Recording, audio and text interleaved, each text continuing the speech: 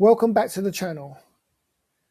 This game is the fifth round of the Hastings Premier Tournament 1983 stroke 84 and features Nigel's game against Mihai Suba, a Romanian Grandmaster, quite highly rated and a very good player. The game started with a Sicilian defence,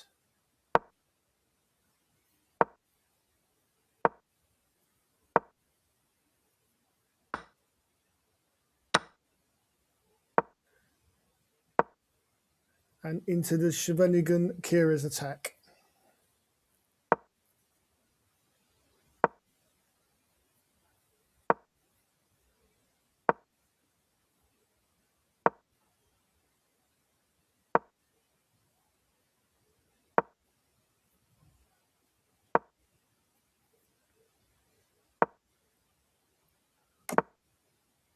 White castles is king.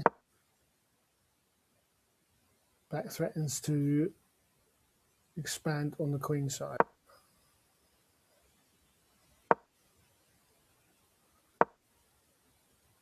Nigel thrusts on the king side, threatening to expand on that wing. His Suba retreats the knight,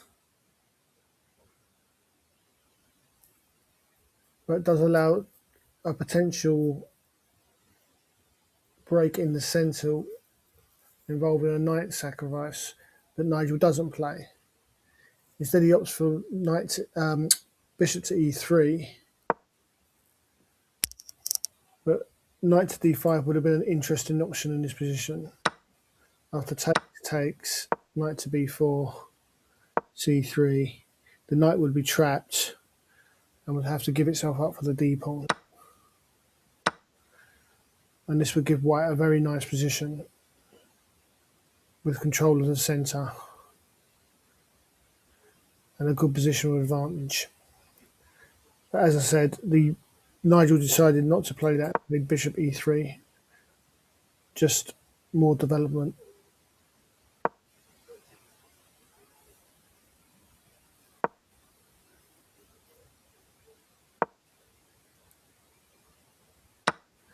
Nigel opts to trade the knights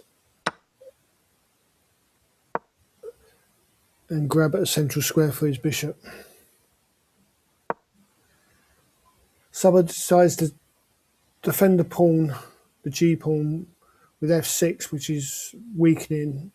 Surely castles would have been a better option in this position. Nigel strikes on the king side, trying to undermine the centre, which he actually achieves by making Suba play e5, thus creating weaknesses on both d6 and g7 pawns.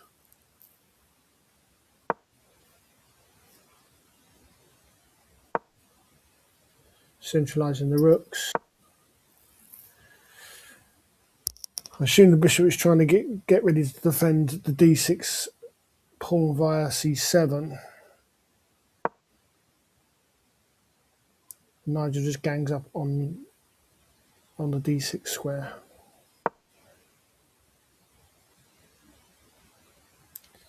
Again, with a view to defend the d6 pawn with rook to d7. But this potentially would allow Nigel to play queen to c4 to stop black castling. Instead, he opts for rook to a3. And here Suba decides that drastic action is needed and plays g5 in order to try and block the king side up. But this actually allows Nigel to kick the knight to a very bad square in d7.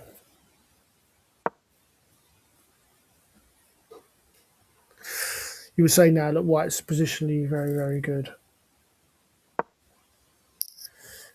Redirecting the bishop to the a2, g8 diagonal at some point.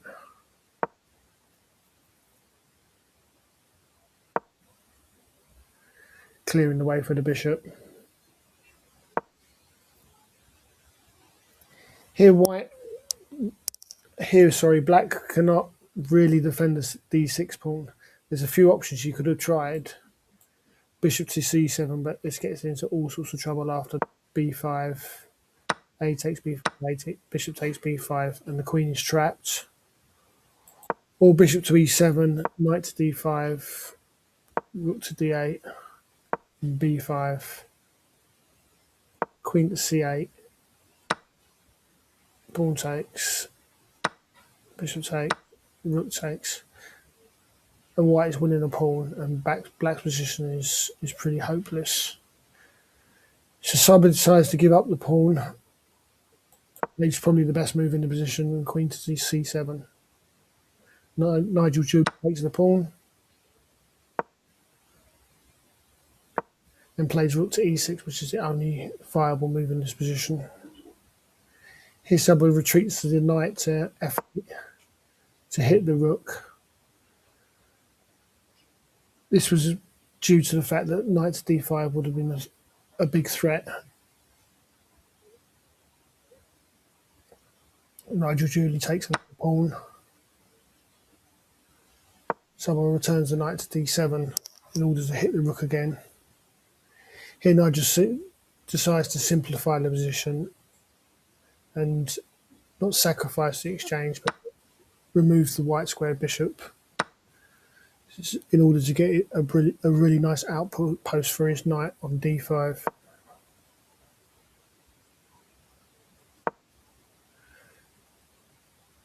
Black's scrambling for any kind of counterplay, which is quickly shut down, pinning the knight.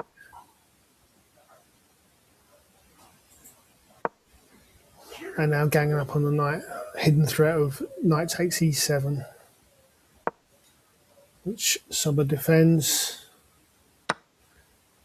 Knight trades the knight for the bishop anyway, and grabs the a pawn.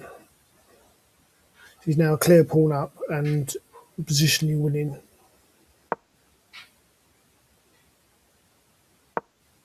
Centralising the rook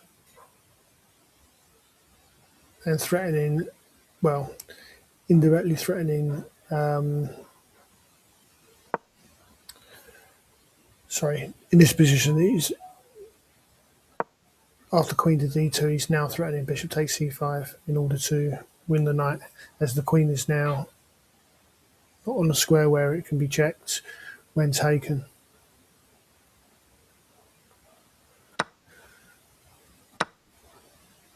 So the rooks are traded, and here Suba decides to try and blockade the position with the king, which seems a bit of a strange decision. White finds the best move in the position, bishop to c6, defending the pawn and setting up traps for checkmate. Here Suba plays rook to b8, actually allowing the checkmate.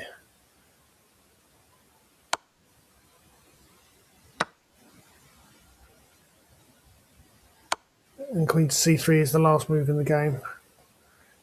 The idea is the king can only go to one square, which is d6. And queen to a3 rules mate. A very nice game from Nigel, who was in control most of the game against a strong grandmaster, and positionally played very well. A few questionable decisions from Suba when defending allowed Nigel an easier time than maybe he should have had. But nevertheless, a good game, and Nigel got his tournament back on track. Thanks for watching. Please like and subscribe, and until